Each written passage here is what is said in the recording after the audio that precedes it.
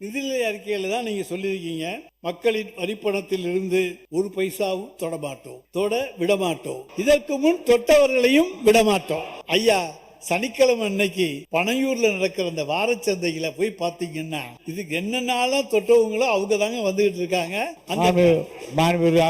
உறுப்பினர் அவர்கள் இப்போது கூறியிருக்கிற கருத்துக்கள் அவைக்கும் நீக்கப்படுகிறது. இந்த சோசியல் மீடியாவில் வர்றதை பத்தின்னு சொன்னாங்க. அந்த சோசியல் மீடியாவில் பொய்யா போட்டு தானேங்க நாங்க இங்க உட்கார்ந்துருக்கோம், நீங்க அங்க உட்கார்ந்துருக்கீங்க. அவைக்குள் நீக்கப்படுகிறது. தங்கம் தென்னரசு அண்ணன் பேசினார். உண்மையிலேயே அரசியல் வேறுபாடுகளை எல்லாம் தாண்டி அதில் பெற்றுக்கொள்வதற்கும் கற்றுக்கொள்வதற்கும் எண்ணற்ற செய்திகள் இருந்ததை நாங்கள் இளம் தலைவர்கள் குறித்து கொண்டோம். இந்த நிதி அறிக்கையை சார்ந்து பேசாது ஒரு அரசியல் கூட்டம் போல பேசிக் கொண்டிருக்கிறார்.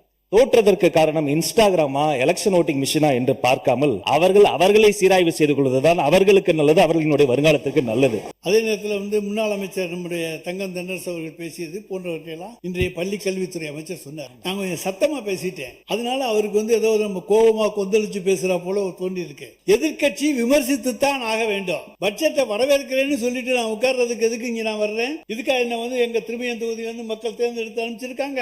அரசுக்கு வேண்டிய ஆலோசனைகளை சொல்ல வேண்டும். பட்ஜெட்ல என்ன நிறைகுறைகள் இருக்கிறது அதை சொல்ல வேண்டும். அதுதான் எங்களுடைய கடமை. அந்த கடமையை தான் நாங்கள் செய்கின்றோம். நாங்க முதலமைச்சரை பத்தி தப்பா சொல்ல, மற்ற அமைச்சர் தான் சொல்றோம். முதலமைச்சர் சொல்லிக்கிட்டே தான் இருக்காரு, உங்களை யாரும் லஞ்சம் வாங்க கூடாது, எது பண்ண கூடாதுன்னு. அதுக்காக அடிதடி நடக்காம இருக்கா என்ன இருக்கு? அவர் சொல்றதே நீங்க யாரும் கேட்க மாட்டேங்கிறீங்க, எங்களுக்கு வருத்தம். உறுப்பினர், உங்கள் மூலமாக அண்ணனுக்கு சொல்கிறேன், அவர் சத்தமாக பேசலாம், சட்டத்தை குறித்து கூட பேசலாம், ஆனால் உண்மைக்கு புறமானதை பேசாமல் கொஞ்சம் உண்மையை பேசினால் நன்றாக இருக்கும் என்பது எங்களுடைய கோரிக்கை. பேருந்திலே, அரசு நகர பேருந்திலே பயணம் செய்பவர்களுடைய விடியல் பயணத்திலே அவர் இருக்கின்றால், விடியலை நீங்கள் எடுத்து விட்டீர்கள், பரவாயில்லை, தமிழ்நாட்டுக்கு விடியல் எங்களால் மீண்டும் கிடைக்கும். எனவே அந்த விடியல் பயணத்திலே அவர் இருக்கின்றார்.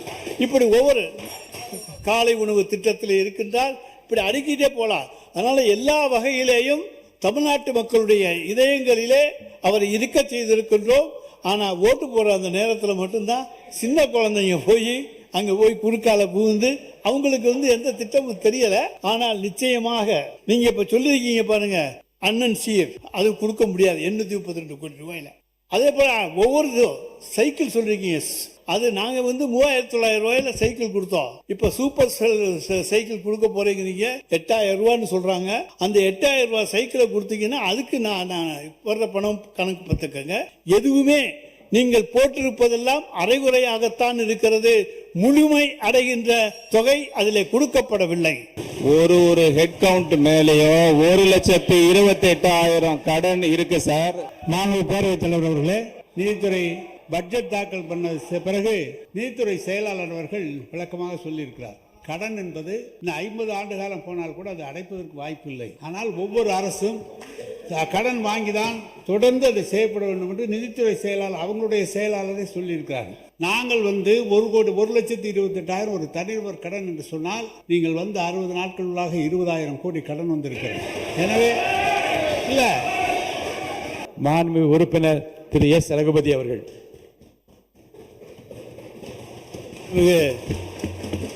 பேரவைத் தலைவர் அவர்களே, அண்டை தமிழாம் நம்முடைய தமிழ் மொழிக்கு செம்மொழி என்கின்ற அந்த அந்தஸ்தை பெற்றுத்தந்து, இயல், இசை, நாடகம் என்கின்ற முத்தமிழோடு 4ஆம் தமிழாக கணினி தமிழை தந்து தமிழ்நாட்டு இளைஞர்களுக்கெல்லாம் ஒரு சிறந்த எதிர்காலத்தை கணினிமயமாக மூலமாக உருவாக்கி தந்த எங்களுடைய அன்பு தெய்வம் தலைவர் கலைஞருடைய நினைவு நாளிலே அவரை இன்றைக்கு நாங்கள் முதலிலே வணங்குகிறோம்.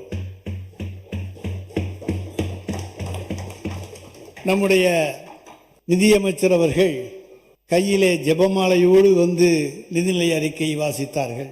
நம்முடைய வேளாண்மைத்துறை அமைச்சர் அவர்கள் திருப்பதி ஏழுமலையானை தரிசித்து விட்டு லட்டு புளியோதரையோடு இங்கே வேளாண்மைத்துறையினுடைய அறிக்கையை வாசித்தார்கள்.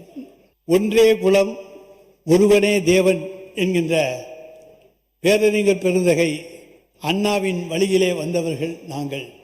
எனவே என்றைக்குமே திராவிட முன்னேற்றக் கழகம் திராவிட மாடல் ஆட்சியை முன்னெடுத்து செல்லுகிற ஒரு இயக்கம்.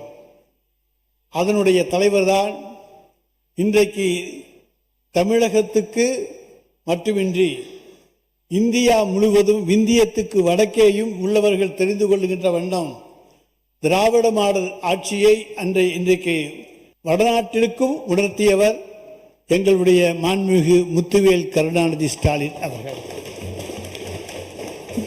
அந்த தலைவர் எங்கே என்று கேட்கின்றவர்களுக்கெல்லாம் என்னுடைய உரையிலே பல்வேறு விளக்கங்கள் எங்கெங்கெல்லாம் அவர் இருக்கின்றார் என்பதை நான் விளக்க இருக்கின்றேன். அந்த ஈடு இணையற்ற தலைவனுடைய புதல்வனாக, வேங்கையின் மைந்தனாக, எதற்கும் அஞ்சாத சிங்கமாக, எது வந்தாலும் துணிந்து நின்று போராடக்கூடிய வல்லமை பெற்றவராக எங்களுடைய இளங்கலைஞர் என்று இன்றைக்கு திராவிட முன்னேற்றக் கழகத்தினுடைய தொண்டர்களாலே புகழப்படுகிற எங்களுடைய சட்டமன்ற எதிர்க்கட்சி தலைவர் அவர்களே, மாண்புமிகு தமிழ்நாடு முதலமைச்சர் அவர்களே, அமைச்சர் பெருமக்களே, எங்களுடைய அன்புக்குரிய சட்டமன்ற எதிர்க்கட்சியினுடைய துணைத் தலைவர், கொறடா, துணை கொறடா, முன்னாள் அமைச்சர் பெருமக்கள், அனைத்து சட்டமன்ற உறுப்பினர்கள், முன்னாள் முதலமைச்சர்கள் இருவர் இங்கே இருக்கிறார்கள். எனவே முன்னாள் முதலமைச்சர்களே அனைவருக்கும் முதலில் என்னுடைய நெஞ்சார்ந்த நன்றியையும் வணக்கத்தையும், இந்த உரையிலே பேசுவதற்கான வாய்ப்பை எனக்கு உருவாக்கி தந்திருக்கின்ற நம்முடைய சட்டப்பேரவை தலைவர், அவர் என்னுடைய நெடுநாளைய நண்பர், அவர் இந்த உச்சத்திலே உட்கார வேண்டும் என்று அன்றைக்கே நாங்கள் அழகு பார்க்க வேண்டும் என்று நினைத்தவர்கள், இன்றைக்கு அவருக்கு வாய்ப்பு கிடைத்திருக்கிறது, உட்கார்ந்திருக்கிறார், வாழ்த்துகிறோம். எனவே அன்புக்குரிய சட்டப்பேரவை தலைவர் அவர்களே, துணைத் தலைவர் அவர்களே, அனைவருக்கும் முதலில் என்னுடைய வணக்கம். நிதிநிலை அறிக்கைக்குள்ளே செல்வதற்கு முன்னாலே ஒரு சில கருத்துக்களை நான் இங்கே சொல்ல வேண்டிய அவசியம் இருக்கிறது.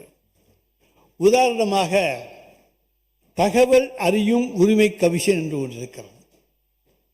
அந்த தகவல் அறியும் உரிமை கமிஷனிலே சில கேள்விகளை சிலர் கேட்டிருக்கிறார்கள்.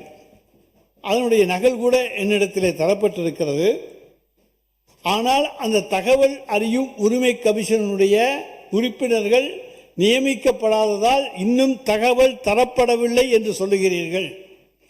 நாங்கள் எதிலும் வெளிப்படையானவர்கள், ஒளிவு மறைவு கிடையாது. இப்படி சொல்லுகிற இந்த அரசு ஏன் இன்னும் அவர்களை நியமிக்கவில்லை, பதில் தரவில்லை? தங்களுக்கு வேண்டியவர்களை எல்லாம் பல்வேறு பொறுப்புகளில் வைத்திருக்கிறீர்கள். அது குறித்து தகவல்களை கேட்கின்ற பொழுது இங்கே தகவல் உரிமை ஆணையத்தில் இருந்து இன்னும் ஆணையர்கள் உரிய நியமிக்கப்படவில்லை என்கின்ற தகவலை தருகிறார்கள். எனவே விரைந்து தந்து அந்த தகவல் உரிமை ஆணையம் செயல்பட வேண்டும். அதன் மூலமாக மக்கள் பல செய்திகளை தெரிந்து கொள்ள இந்த அரசு வெளிப்படையான உண்மையான அரசாக, போலித்தன்மை இல்லாத அரசாக செயல்படுகிறோம் என்று சொல்லுகிறதா, நீங்கள் நிச்சயமாக அதை செய்ய வேண்டும் என்று முதலில் நாங்கள் கேட்டுக்கொள்ள கடமைப்பட்டிருக்கின்றோம். அடுத்ததாக ஒரு ஆங்கில பத்திரிகையிலே ஒரு செய்தி வந்திருக்கிறது.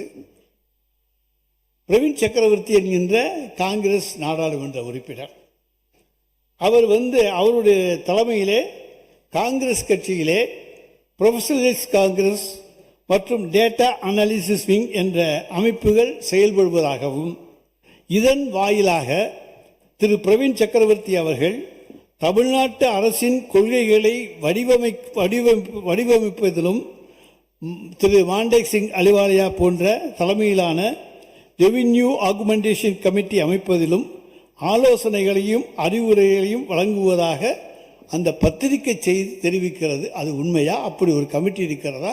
அவருக்கு என்று தனியாக ஒரு அதிகாரத்தை இந்த அரசு தந்திருக்கிறதா? இது உயர்கல்வித்துறை அமைச்சர் அவர்கள். மாண்புமிகு பேரவைத் தலைவர் அவர்களே, முதல் முறையாக நான் சட்டமன்றத்திற்குள்ளே வருகை தந்திருக்கிறேன்.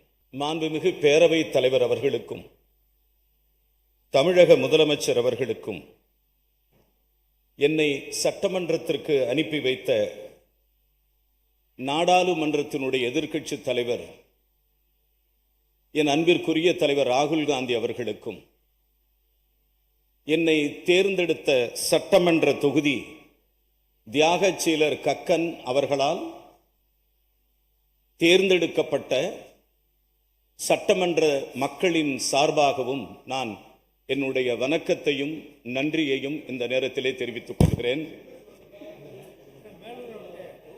மாண்புமிகு பேரவைத் தலைவர் அவர்களே,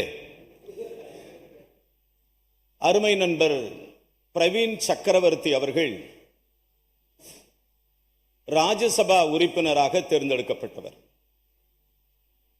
இந்த அவையில் அவர் அங்கத்தினராக இல்லாதவர். இந்த அவையில் அங்கத்தினர் அல்லாதவர் அவரை பற்றி பேசுவது என்பது வழக்கத்திற்கு மீறிய ஒரு செயலாக நான் பார்க்கிறேன். ஒன்று ஒன்று ஒன்று மாண்புமிகு மரபு இல்லை. இருங்க, அவர் பேச இருங்க, அவர் என்ன சொல்ல வரான்னு முழுமையா கேளுங்க, கேட்டு அப்புறம் பேசுங்க. அமைதியா இருங்க, அமைதியா இருங்க. ஒரு நிமிஷம். I'll come to the point. Sir, மாண்புமிகு பேரவை உறுப்பினர் அவர்கள் சொன்னதற்கான நம் பாயிண்ட்டுக்கு வரேன். முழுமையா அவரை பேச விடுங்க. அவர் என்ன நீங்க பேசுனீங்க, அமைதியா இருந்தாங்க. நீங்க அவர் பேச விடுங்க, அப்புறம் பேசுங்க, அமைதியா இருங்க. மாண்புமிகு நாடாளுமன்ற உறுப்பினர் பிரவீன் சக்கரவர்த்தி அவர்கள் தமிழக அரசின் சார்பாகவோ தமிழக அரசினுடைய அங்கீகாரம் பெற்ற அமைப்புகளின் சார்பாகவோ தமிழக அரசு அமைத்திருக்கிற குழுக்களின் சார்பாகவோ தமிழக அரசு அமைத்திருக்கிற எந்த நிர்வாக அமைப்புகளிலுமோ அவர் அங்கத்தினராக இல்லாதவர். ஊடகங்கள் சமீப காலமாக ஒரு செய்தியை பல்வேறு செய்தியாக எழுதி கொண்டுத்தான் இருக்கிறது. ஆக ஒரு பத்திரிகையில் வருகிற செய்தியை வைத்துக்கொண்டு ஒரு நீண்டகால நெடிய பாரம்பரியம் கொண்ட ஒரு இயக்கத்திலே இருக்கிற முன்னாள் அமைச்சர் அவர்கள் சம்பந்தமில்லாத ஒரு முன்னாள் அவையில் இல்லாத ஒரு நபரை பற்றி கருத்துக்களை சொல்லுவதை ஏற்புடையதல்ல, அதை அனுமதிக்க முடியாது, மரபுகளை மீறிய செயல். இதை நிறுத்திக் கொள்வது நன்றி. மாண்புமிகு அமைச்சருங்க, இனி உங்களுக்கு தெரிந்த ஒன்றுதான், பத்திரிகை செய்திகளை அவையில் மேற்கோள் காட்டுவதாக இருந்தால் என்னுடைய முன் அனுமதி இல்லாமல் என்னை அனுமதிக்க மாட்டேன். மாண்புமிகு அமைச்சர். சார், மாண்புமிகு பேரவைத் தலைவர் அவர்களே, ஃபஸ்ட்டு தேங்க்யூ சார், நீங்கள் அதை கிளாரிஃபை பண்ணது. சார், நீங்களும் ஒரு சீனியர் மோஸ்ட் பீப்புள் இந்த ஹவுஸ். வெளியே செய்திகள், சோஷியல் மீடியா, அதுலேருந்து ஒரு கொஸ்டின்ஸ் இங்கே ரைஸ் பண்ணுறது மிக தவறான விஷயம் நான் நினைக்கிறேன்.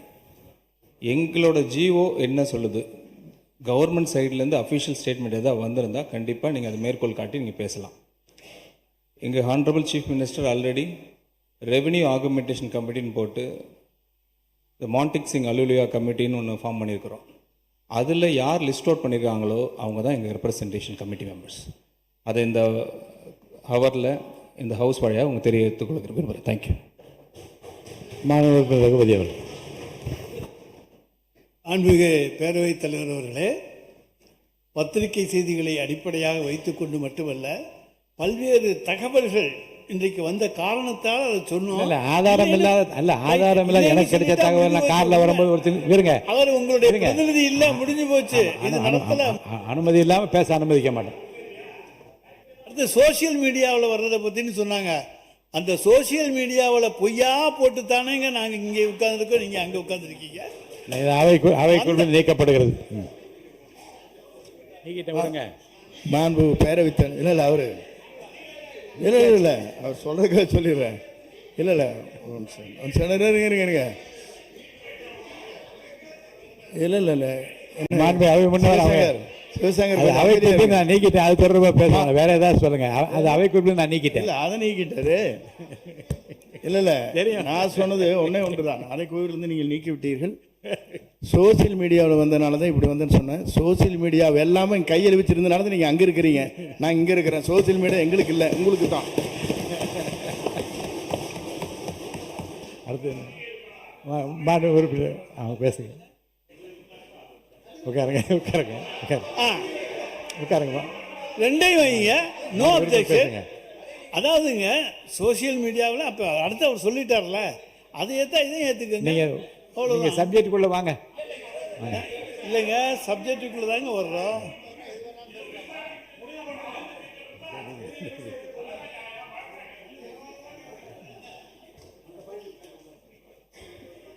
அடுத்ததாக நம்முடைய நிதியமைச்சர் அவர்கள் 8வது 9வது பக்கத்தில் ஒன்று சொல்லியிருக்கார். அதாவது வளர்ந்து வர்ற இளங்கான்ட்ராக்டர்களுக்கெல்லாம் நாங்கள் வாய்ப்பு கொடுப்பதற்காக பல்வேறு விதிமுறைகளை எல்லாம் தளர்த்தி இருக்கின்றோம். அதே அவர்களுக்கெல்லாம் கிடைக்கும். டெண்டரில் ஆரோக்கியமான போட்டி உருவாகும். அதனால் அரசின் வீண் செலவுகள் குறையும். ஆரோக்கியமான போட்டி உருவாகிற பொழுது வீண் செலவு குறையும்னு சொல்கிறது எந்த அடிப்படையிலங்கிறது எங்களுக்கு தெரியலை. என்ன அடுத்தது கசிவுன்னு இந்த இதில் பார்த்தா நிறைய இடத்துல இருக்குது. கட்டடத்தில் எங்கேயாச்சும் கசிவு இருந்தால் சொல்லுவாங்க. என்னமோ புது வார்த்தையை கண்டுபிடிச்சிருக்கீங்க, கசிவு. நாளை கசிவு நீர் குட்டைன்னு சொல்லித்தான் நாங்கள் கேள்விப்பட்டிருக்கோம். கசிவு என்கின்ற புதிய வார்த்தையை கொண்டு வந்திருக்கிற உங்களுக்கு என்னத்தை சொல்கிறதுன்னு சொல்ல முடியாது. அடுத்ததாக எந்த டெண்டரும் இன்னும் நீங்கள் வைக்கல. மாண்புமிகு நிதி அமைச்சர் அவர்கள் இல்லை கசிவுக்கு விளக்கம் சொல்லிட்டேன். அவர் சொல்ல விரும்புகிறார்ல, சொல்லுங்கள்.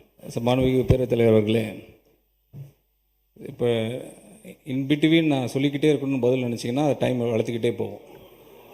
அது ரொம்ப நேரம் ஆகிடும். அப்புறம் உங்களோட கன்க்ளூட் பண்ண முடியாது, மற்றவங்களும் பேச முடியாதுன்னு நினைக்கிறேன்.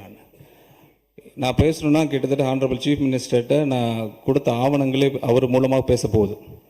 கிட்டத்தட்ட ஆடிட்டிங் முடிஞ்சு ஒரு 3 துறைக்கான ஆடிட்டிங் முடிச்சிருக்கோம். நீங்கள் கேட்குறீங்களா கசிவுன்னு. அந்த லீக்கேஜஸோட ரிப்போர்ட் எல்லாம் ஆடிட் தலைவரோட டேபிள் முன்னாடி இருக்குது. அவர் எப்போ அதை பற்றி பேசணும்னா அவர் தான் முடிவு எடுக்கணும். நீங்கள் பேசுறதுனா நீங்கள் இப்போ பேசிடுங்க. 3 டிபார்ட்மெண்ட்டில் ஆடிட்டிங் முடிஞ்சிருக்கு.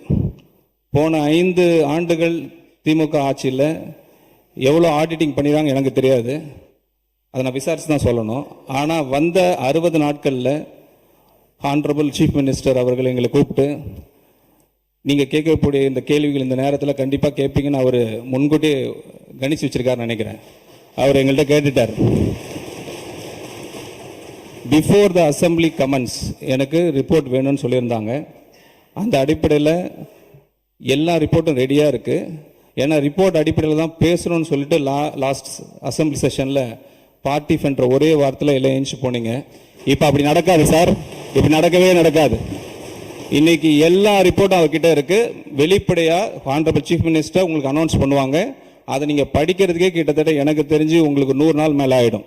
அதை முடிச்சுட்டு வந்து இப்போ பேசுங்க. இங்கே நான் எல்லாம் டீட்டெயிலாக சொல்கிறேன் உங்களுக்கு. தேங்க்யூ. பேசுங்க மாண்பு உறுப்பினர். நல்லது, வரவேற்கிறோம். என்னன்னா இப்போ பில்லு வாங்குறதுக்கு ஒவ்வொரு அலுவலகத்துக்கும் போய் பாருங்க. மாண்புமிகு அமைச்சர் அவர்களே, நீங்கள் ஏதாச்சும் போலீஸ் டிபார்ட்மெண்ட்டு அது உங்கள் கையில் இருக்குது பாருங்க. நீர்வளத்துறையிலே 3% கொடுத்தா தான் பில்லுன்னு சொல்லி சொல்கிறாங்க. பொதுப்பணித்துறையிலே 5% நீர்வளத்துறை அமைச்சர். மாண்பு பேரத்தலைவர் அவர்களே, அவர் ஆதாரத்துடன் சொல்லணும். அது பழைய காலம். அது இந்த காலத்துல ₹1 நாங்க வாங்கணும்னா இந்த இடத்துல நாங்க எங்களை உட்கார வைக்க மாட்டார் எங்களுடைய முதலமைச்சர். அதனால ஆதாரத்துடன் அவர் சொல்லணும்ன்றதை நான் கேட்டுக்கொள்கிறேன். இல்ல மாண்பு உறுப்பினர் அவர்கள், நீங்க வாயால பேசுறதெல்லாம் கரெக்ட். அதெல்லாம் நீங்க உங்களுடைய காலத்துல நாங்க தான் சொல்றோம்ல, நீங்க நிரூபிங்கன்னு சொல்றோம். நீங்க நிரூபிக்க வேண்டியதானே. எதுவுமே இல்லாம நீங்க மட்டும் பேசணும்னா அது எப்படி?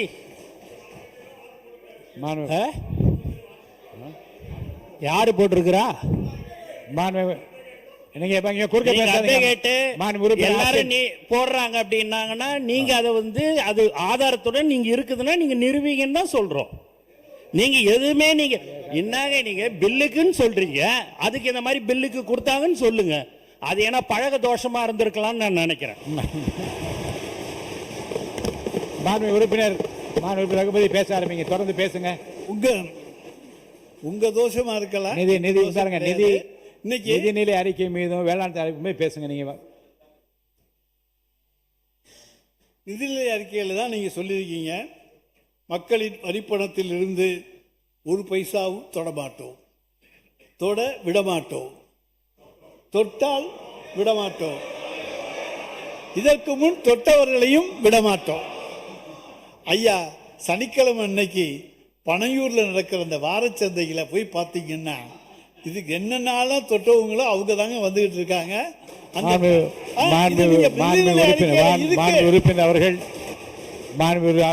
உறுப்பினர் அவர்கள் இப்போது கூறியிருக்கிற கருத்துக்கள் அவைக்கும் நீக்கப்படுகிறது. நீங்க தொடர்ந்து இல்ல தொல்ல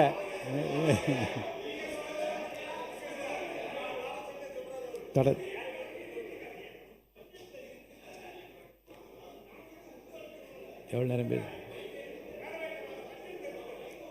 மாண்பு உறுப்பினர் ரகுமதி அவர்கள் 11:22 ஆரம்பிச்சிங்க. வேறுங்க அவை முன்னவர் வாங்க.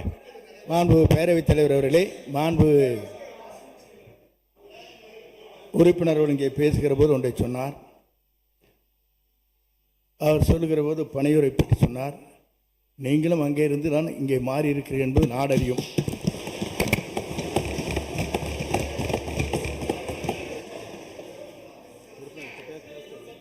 மாண்பு சப்ஜெக்ட்டுக்கு வாங்க, தயவுசெய்து இங்கே வாங்க.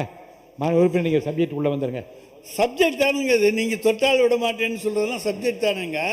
அந்த சப்ஜெக்ட் நீங்கள் கொடுத்துருக்க நிதிநிலை அறிக்கையிலேருந்து பேசுகிறேன், அதுலேருந்து பேசக்கூடாதுன்னு சொன்னீங்கன்னா நான் என்ன பண்ண முடியும்? வேறு ஒரு நிதிநிலை அறிக்கையாவது கொடுங்க, அதை வச்சு பேசுகிறேன். மாண்பு உறுப்பினர் சரி, இப்போது பேசியது அவை கொண்டு நீக்கப்படுகிறது. அதாவது எங்களுடைய ஆட்சி காலத்தில் எங்களுடைய தலைவர் முத்துவேல் கருணாநிதி ஸ்டாலின் அவர்கள் சாலை விபத்திலே இறந்தவர்களுக்கு உடனடியாக வைத்தியம் பார்த்து காப்பாற்ற வேண்டும். இறந்தவர்கள சாலை விபத்தில் காயமடைந்தவர்களை, ஏன்னா அதுக்கு முன்னால் யாரும் கவனிக்க மாட்டாங்க. பார்த்தா போலீஸில் எஃப்ஐஆர் போட்டு நம்மளை சாட்சி கூப்பிட்டுருவான்ட்டு யாரும் பார்க்க மாட்டாங்க. எனவே 48 மணி நேரத்துக்குள்ள இன்னுயிர் காப்போம் 48, நம்மை காக்கும் 48 என்கின்ற திட்டத்தை கொண்டு வந்து உடனடியாக அவர்களை மருத்துவமனையிலே கொண்டு போய் சேர்த்து அவர்களுக்கு 2 லட்சம் ரூபாய் வரைக்கும், அவர் ராஜஸ்தான்காரனா, கேரளாக்காரங்களா, அல்லது கர்நாடகாக்காரங்களா, அல்லது எந்த மாநிலத்தை சேர்ந்தவங்க, அப்படி என்றெல்லாம் பார்க்கவில்லை. உயிரை காப்பாற்ற வேண்டும். தமிழ்நாட்டிலே விபத்தினாலே ஒரு உயிர் போகக்கூடாது என்கின்ற அந்த சீரிய நோக்கத்தோடு 2 லட்சம் ரூபாயை உடனடியாக, நீ யார் பணத்தையும் யாரையும் எதிர்பார்க்க வேண்டாம். அந்த காயம் பெற்றவனுடைய தாய் வருகிறாரா, தந்தை வருகிறாரா, மகன் வருகிறாரா, மகள் வருகிறாரா பார்க்க வேண்டாம். நீ உடனடியாக அவர்களுக்கான வைத்தியத்தை செய், அதற்கான பணத்தை இந்த அரசு தரும் என்று தந்தவர் எங்களுடைய மாண்புமிகு முத்துவேல் கருணாநிதி ஸ்டாலின். இன்னைக்கு அந்த திட்டத்தை பற்றி இதில் எதுவும் காணும். விபத்து காப்பீடு திட்டம் அப்படின்னு போட்டிருக்கீங்களே தவிர இந்த ரோடு ஆக்சிடென்ட்ல 2 லட்சம் ரூபாய் எந்த கேள்வி இல்லை. எஃப்ஐஆர் இருந்தால் போதும், எந்த கார்டு எதுவுமே தேவையில்லை. அந்த திட்டம் இருக்கிறதா என்பதை நம்முடைய மக்கள் நல்வாழ்வுத்துறை அமைச்சர் அவர்கள் தன்னுடைய மானிய கோரிக்கைகளை கூட சொல்லலாம். மக்கள் நல்வாழ்வுத்துறை அமைச்சர் அவர்கள். மாண்புமிகு பேரவைத் தலைவர் அவர்களே, மாண்புமிகு உறுப்பினர் குறிப்பிட்ட அந்த NK48 என்ற திட்டம் கண்டிப்பாக இந்த ஆட்சியிலும் தொடர்ந்து கொண்டுதான் இருக்கிறது. இந்த கடந்த 90 நாட்களில் பல உயிர்கள் இந்த திட்டத்தின் மூலமாக காப்பாற்றப்பட்டிருக்கிறார்கள் என்பதையும் நான் தெரிவித்துக் கொள்கிறேன்.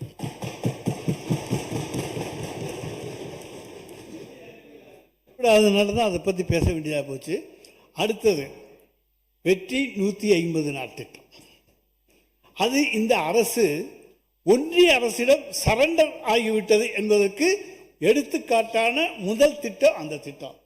பிபிஜி ராம்ஜி 40% மாநில அரசு, 60% ஒன்றிய அரசு.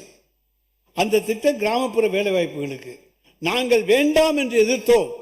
அதனால எங்களுக்கு 3501 கோடி ரூபாய், 591 கோடி ரூபாய் பணம் வரல. பணம் வரவில்லை என்றாலும் கூட அந்த மக்களுக்கு வேலைவாய்ப்பை கொடுத்தோம்.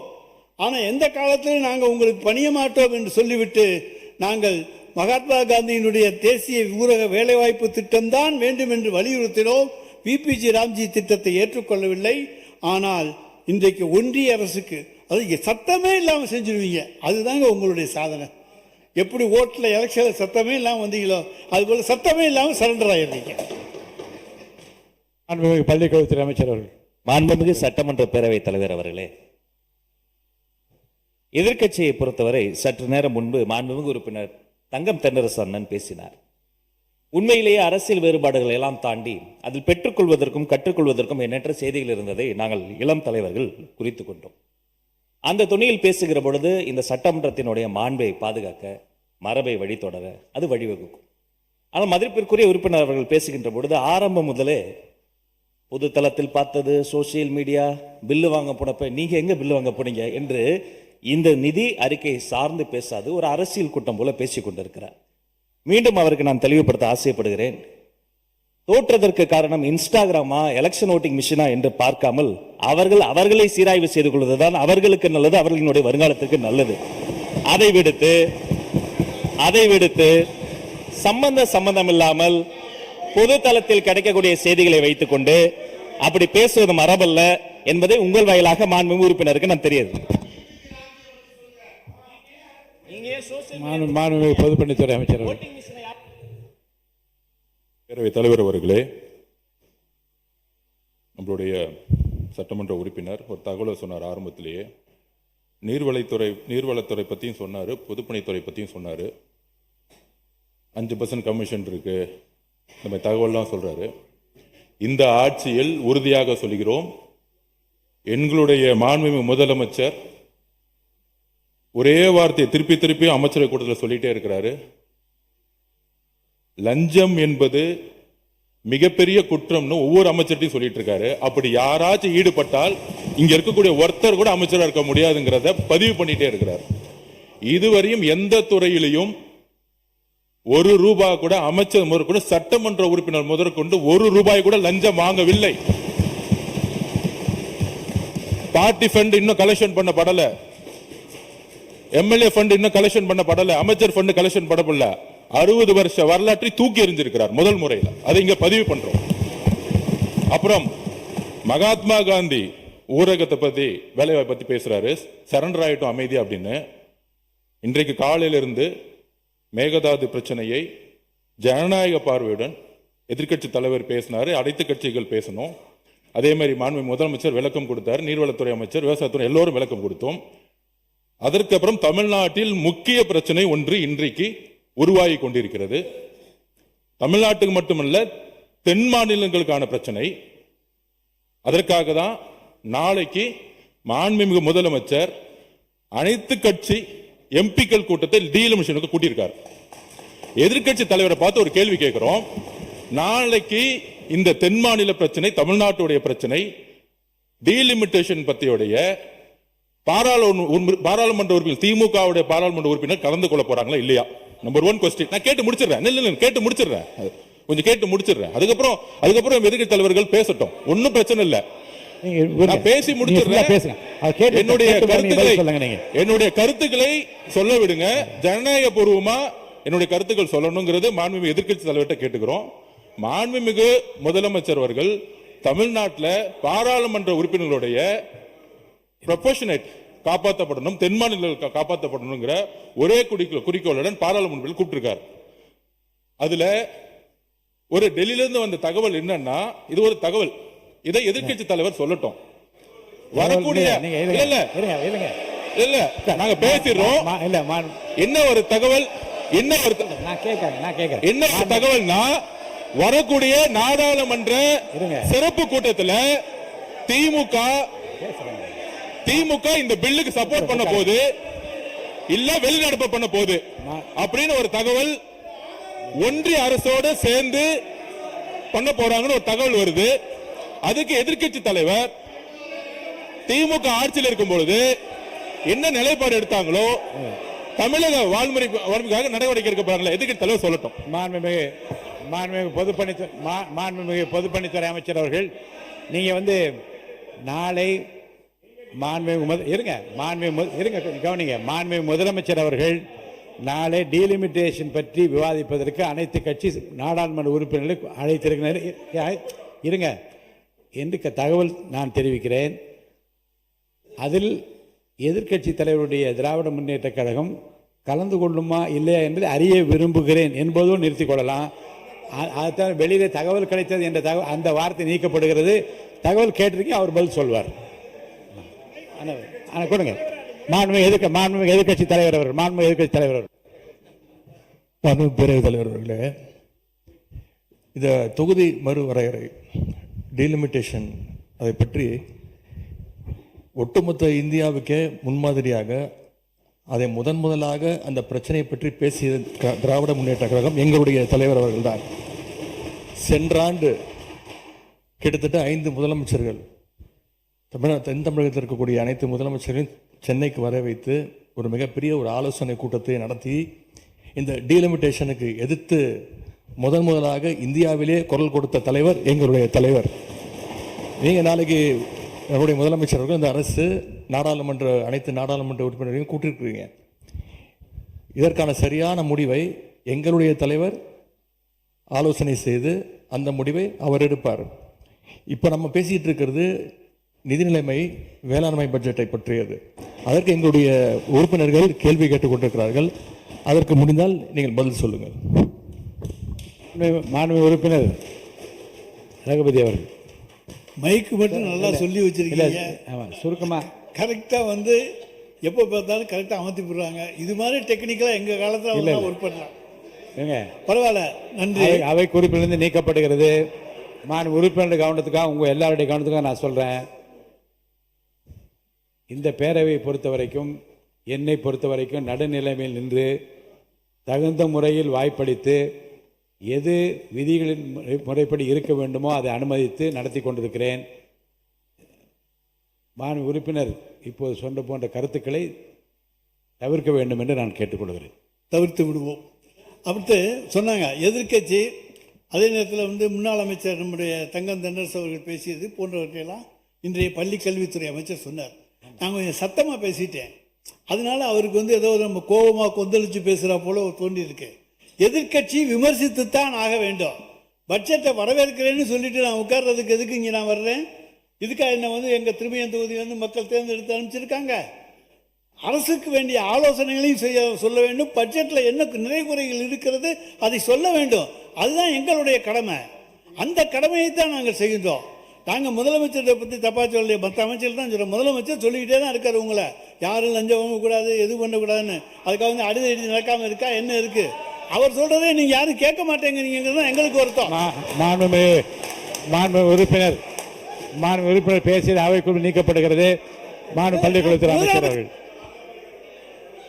பேசுங்க. மாண்புமிகு சட்டமன்ற பேரவைத் தலைவர் அவர்களே, உங்கள் மூலமாக அண்ணனுக்கு சொல்கிறேன், அவர் சத்தமாக பேசலாம், சட்டத்தை குறித்து கூட பேசலாம். ஆனால் உண்மைக்கு புறமானதை பேசாமல் கொஞ்சம் உண்மையை பேசினால் நன்றாக இருக்கும் என்பது எங்களுடைய கோரிக்கை. அதே சமயம் பேசுகிற பேச்சு என்பது 2 வகையான பேச்சு இருக்கிறது. ஒன்று, கையில் இருக்கிற அந்த குறிப்புகளை எடுத்து அதை வைத்து பேசுவது. 2, இதயத்திலிருந்து பேசுவது. இந்த 2 வகையான பேச்சுகளையும் இந்த மதிப்பிற்குரிய மாமன்றம் பார்த்திருக்கிறது. 3வதாக ஒரு பேச்சு இருக்கிறது. அது வாதங்களை எல்லாம் எடுத்து வைத்து ஆக்கப்பூர்வமாக பேசாமல் ஒரு விதண்டாவாதமாக பேசுவது. அண்ணனுடைய பேச்சு என்பது ஆரம்பம் முதலே ஆக்கப்பூர்வமான ஆலோசனைகளையோ விமர்சனங்களையோ வைத்தால் அதை ஏற்றுக்கொள்ளக்கூடிய மனநிலையில் தான் எங்கள் வெற்றி தலைவர் தமிழக வெற்றி கழகத்தை வளர்த்திருக்கிறார் என்பதை இந்த மாமன்றத்தில் கூறி, அதே சமயம் உண்மைக்கு புறம்பான ஏதேனும் ஒரு செய்தியை அவர் சொல்கிற பொழுது அதை அந்த இடத்திலேயே சுட்டி காட்டுவோம். நீங்கள் சொன்னதை போல எப்போதுமே நாங்கள் உரிமைக்கு குரல் கொடுப்போம், உறவுக்கு கை கொடுப்போம் என்பதை மீண்டும் அந்த உறுப்பினர்களுக்கு உங்கள் மூலமாக தெரியப்படுத்திக் கொள்கிறேன். நன்றி. மாண்புமிகு பேரவைத் தலைவர்களே, மாண்புமிகு உறுப்பினர் அவர்கள் கேட்டாங்க. இடைநிலை நிதிநிலை அறிக்கை 2026-27 3000 கோடி விஆர்ஜி ராம்ஜி திட்டத்து சென்ற அரசால் ஒதுக்கப்பட்டது. அவர்கள் இத்திட்டத்தை எதிர்க்க என்பதை இந்த நேரத்தில் தெரிவித்துக் கொள்கிறேன். மாண்புமிகு அமைச்சர்கள், மனிதவளத்துறை அமைச்சர். மாண்புமிகு பேரவைத் தலைவர் அவர்களே, மாண்புமிகு சட்டமன்ற உறுப்பினர் அவர்கள் ஆர்டிஐ சம்பந்தமாக ஒரு கேள்வியை எழுப்பினார். அதாவது திராவிட முன்னேற்ற கழக ஆட்சியில் ஆர்டிஐ அவர்கள் தலைமையில் நடந்து கொண்டு இருக்கும் மொழியே எக்கச்சக்க பேக்லாக்ஸ் இருந்தது. அதில் நிறைய முரண்பாடுகள் இருந்தது. இது சம்பந்தமாக 21/7/2026 அன்று முதலமைச்சர் அவர்களின் தலைமையில் நடந்த ரிவ்யூ மீட்டிங்கில் இது சம்பந்தமாக நாங்கள் ஆலோசனை செய்திருக்கிறோம். அதனால் இப்பொழுது 8/7/2026 அன்று ஒரு குழு அமைக்கப்பட்டு இதன் மூலம் அந்த ஆர்டிஐயை சரி பண்ணுறதுக்கும் அடிஷ்னலாக இருக்கிற அந்த உறுப்பினர்களை போடுவதற்கும் நாங்கள் உரிய நடவடிக்கை எடுத்துக்கொண்டிருக்கிறோம். அதனால் இந்த முதலமைச்சர் கவனத்திற்கும் இந்த பேரவை வாயிலாக நான் தெரிவித்துக் கொள்கிறேன். நன்றி. மாண்புமிகு பள்ளிக்கல்வித்துறை அமைச்சர் வந்து சில கருத்துக்கள்லாம் சொன்னாங்க. இந்த காலையில் வந்து திருக்குறள் நான் படித்தேன், அதனுடைய விளக்கத்தையும் படித்தேன். இப்போ விளக்கத்தை மட்டும் படிச்சிடறேன், அதை மனதில் வைத்துக் கொள்ள வேண்டும். உறுப்பினர்கள் சொற்களின் தொகுதியை அறிந்த தூய அறிவாளர்கள் அவங்க எப்படி பண்ணுவாங்கன்னா, அவையின் தன்மையை அறிந்து தான் சொல்லப்போவதையும் நன்றாகவே ஆராய்ந்தே எதனையும் சொல்ல வேண்டும், இதனையும் நான் கருத்தில் கொள்ள வேண்டுகிறேன். மாண்புமிகு உறுப்பினர் ரகுபதி வாங்க. மாண்புமிகு பேரவைத் தலைவர் அவர்களே, தயவு செஞ்சு எங்களுக்கு எப்படி பேசணும்னு அவங்க சொல்லித்தர வேண்டும். வேண்டாம், நீங்க தேவையற்ற சர்ச்சையில தவறுங்க. நீங்க பாருங்க, அடுத்த உறுப்பினர் நான் பேச அழைச்சிடுவேன்.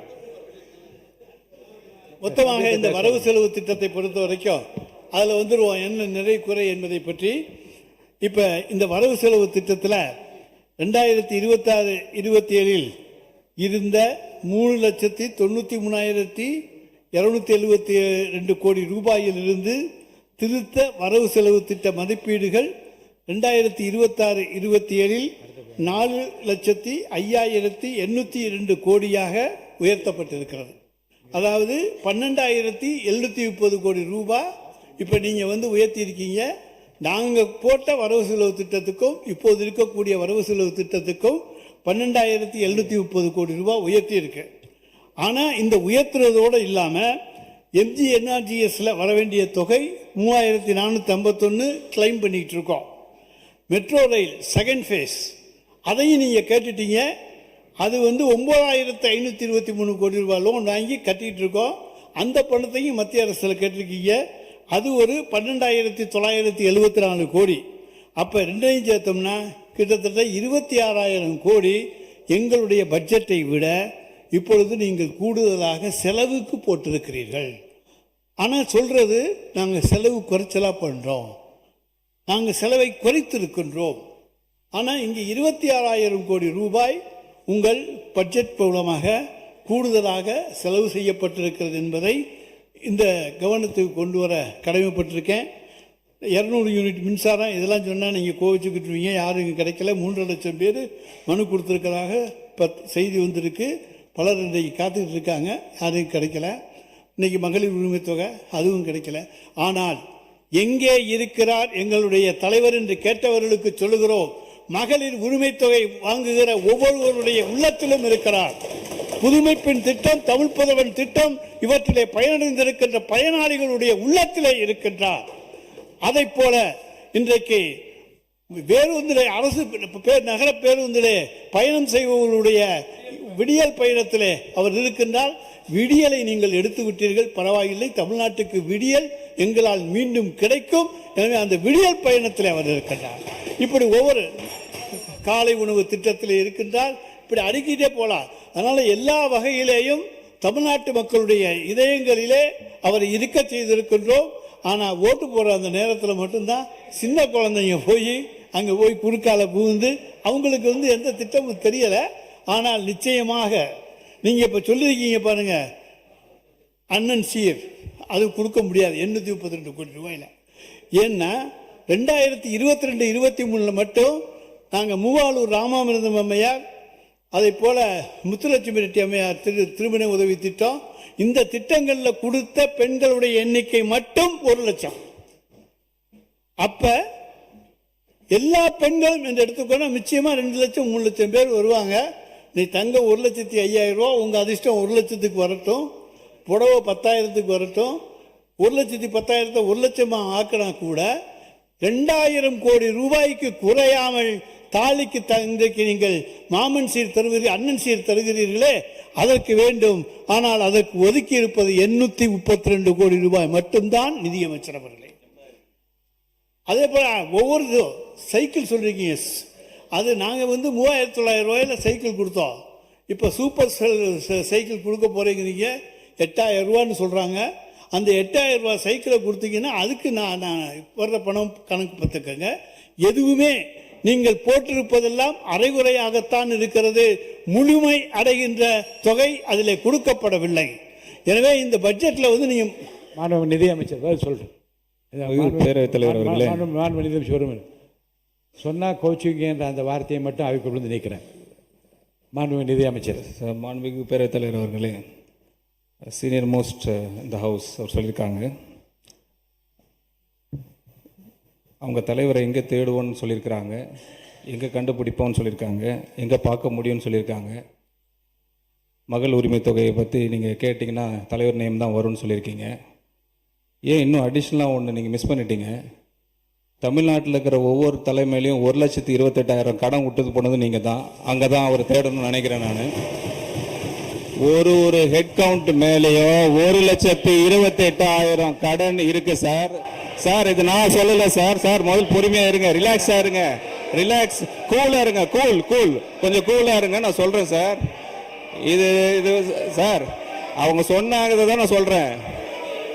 1,28,000 ரூபாய் கடன் ஒவ்வொரு ஹெட் கவுண்ட் மேலேயும் இருக்க காரணம் ஹிஸ்டரி படிச்சது ப்ரீவியஸ் டிஎம்கே கவர்மெண்ட் மட்டும்தான். அவங்க பினான்சியல் லாஸ் பண்ணது தான், அட்மினிஸ்ட்ரேட்டிவ் கொலாப்ஸ் தான். மாதிரி நாங்க வந்து 50 வருஷம் இல்ல சார், நாங்க வந்து 50 வருஷம் ஆச்சு இல்ல.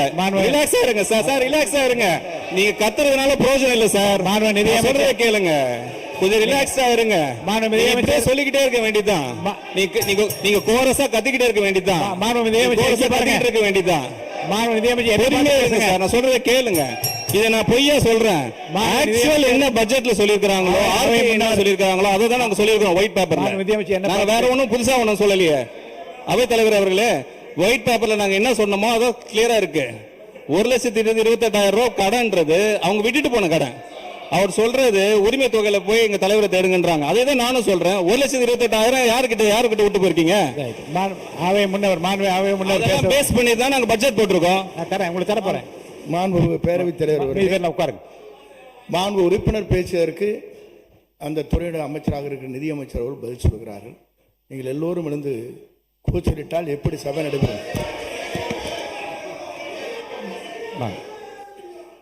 மாண்பு உறுப்பினர் இவருங்க. மாண்பு பேரவைத் தலைவர், மாண்பு பேரவைத் தலைவர் அவர்களே, நீதித்துறை பட்ஜெட் தாக்கல் பண்ண பிறகு நீதித்துறை செயலாளர் அவர்கள் விளக்கமாக சொல்லியிருக்கிறார். கடன் என்பது இன்னும் 50 ஆண்டு காலம் போனால் கூட அது அடைப்பதற்கு வாய்ப்பில்லை. ஆனால் ஒவ்வொரு அரசும் கடன் வாங்கி தான் தொடர்ந்து அதை செய்யப்பட வேண்டும் என்று நிதித்துறை செயலாளர் அவங்களுடைய செயலாளரை சொல்லியிருக்கிறார்கள். நாங்கள் வந்து 1,28,000 ஒரு தனிநபர் கடன் என்று சொன்னால் நீங்கள் வந்து 60 நாட்களுள்ளாக 20,000 கோடி கடன் வந்திருக்கிறது. எனவே இல்லை, அதை நாங்கள் ஒரு குறையாக சொல்லவில்லை. அரசாங்கம் நடத்துவது என்பதே தொடர்ந்து தன்னுடைய முன்னேற்றத்திற்காக கடன் வாங்கக்கூடிய நிலையில் தான் அரசு நடந்து கொண்டிருக்கிறது. இன்னும் சொல்ல போனால் இது ஒரு அரசு எவ்வளவு கடன் வாங்க வேண்டும் என்று நிர்ணயிப்பதே ரிசர்வ் பேங்க். அவங்களுடைய அனுமதி இல்லாமல் கடன் வாங்க முடியாது. எனவே வருவாய் இருக்கிற போது ரிசர்வ் பேங்குடைய அனுமதியை பெற்று தான் கடன் வாங்கி இருக்கிறோம். எவ்வளவு கடன் அல்ல, எவ்வளவு திட்டங்கள் நிறைவேறியிருக்கிறது என்பதை பாருங்கள், எவ்வளவு புதிய திட்டங்கள் வந்திருக்கிறது என்பதை பாருங்கள். அதுதான் மாண்புமிகு உறுப்பினர் விஜய் சரவணன் அவர்கள். மாண்பு உறுப்பினர் விஜய் சரவணன் பேசுங்க, பேச ஆரம்பிங்க. மாண்புமிகு பேரவைத் தலைவர் அவர்களே, எண்ணி துணிக கருமம் துணிந்த பின் எண்ணுவம் என்பது இழுக்கு என்கிற மாண்பு உறுப்பினர் சொல்றேன். மாண்பு உறுப்பினர் இருங்க. மாண்பு உறுப்பினர் ரகுபதி அவர்கள் வந்து குறுக்கீடு இருந்தாலும் 11:22 அவர் அனுமதிச்சேன். நிறைய குறுக்கீடுகள் இருங்க. இப்போ நன்றி சொல்லி முடிக்கிறதா இருந்தால் அனுமதிக்கிறேன். நன்றி சொல்லி முடிங்க. ஒவ்வொரு ஆண்டிலும் மீளப்பெறும் சாத்தியக்கூறுகளுடைய அடிப்படையில் நீங்கள் கொடுத்திருக்க நிதிநிலை அறிக்கை அரசு உத்தரவாதங்கள் முந்தைய ஆண்டின் மொத்த வருவாய் கணக்கு வரவுகளில் 75% அல்லது மாநில மொத்த உள்நாட்டு உற்பத்தி மதிப்பீட்டில் 7.5% இவற்றில் எது குறைவானதோ அந்த அளவுக்கு அமையப்பட வேண்டும் கடன் வாங்குதல். அதை நாங்கள் எங்களுடைய அரசு மொத்த வருவாய் வரவுகளில் 23.46% மாநிலத்தின் மொத்த உள்நாட்டு உற்பத்தி மதிப்பீட்டில் 1.86 தான் நாங்கள் வாங்கியிருக்கோம். அதே அளவுக்கு நீங்கள் மெயின்டைன் பண்ணி காமிச்சாலே போதும். புதுசாக ஏதோ நாங்கள் கடன்லாம் வாங்கி வச்சுட்டோம்னு சொல்கிறீங்க. அடுத்தது நாங்கள் ஜிடிபி growth ரேட் இந்தியாவிலேயே 2வது இடத்திலே 11.19% கொண்டு வந்திருக்கோம். நீங்கள் 11.19 முடியாது, ஆனால் ஒரு 10% கொண்டு வர முயற்சியுங்கள். அப்பொழுதுதான் தமிழ்நாடு வளரும். நன்றி சொல்லி முடிங்க. எனவே இந்த நேரத்தில் எனக்கு பேசுவதற்கான வாய்ப்பினை அளித்த நம்முடைய பேரவைத் தலைவர் அவர்களுக்கும், அதே போல என்னை தேர்ந்தெடுத்து 3வது முறையாக தேர்ந்தெடுத்து சட்டமன்றத்திலே பேசுவதற்கான வாய்ப்பையும் தொகுதி குறைகளையும் மக்களுக்கான குறைகளையும் சொல்லக்கூடிய வாய்ப்பை உருவாக்கி தந்திருக்கிற என்னாலும் என் நெஞ்சில் இருக்கக்கூடிய திருமயம் தொகுதி மக்களுக்கும், என்றைக்கும் நான் உழைக்கின்ற புதுக்கோட்டை மாவட்ட மக்களுக்கும் இந்த நேரத்தில் என்னுடைய நெஞ்சார்ந்த நன்றியை தெரிவித்துக் கொண்டு என்னுடைய தொகுதியினுடைய கோரிக்கைகளை மனுவாக மாண்புமிகு பேரவைத் தலைவர்களிடத்தில் தந்து விடுகின்றேன். நன்றி, வணக்கம்.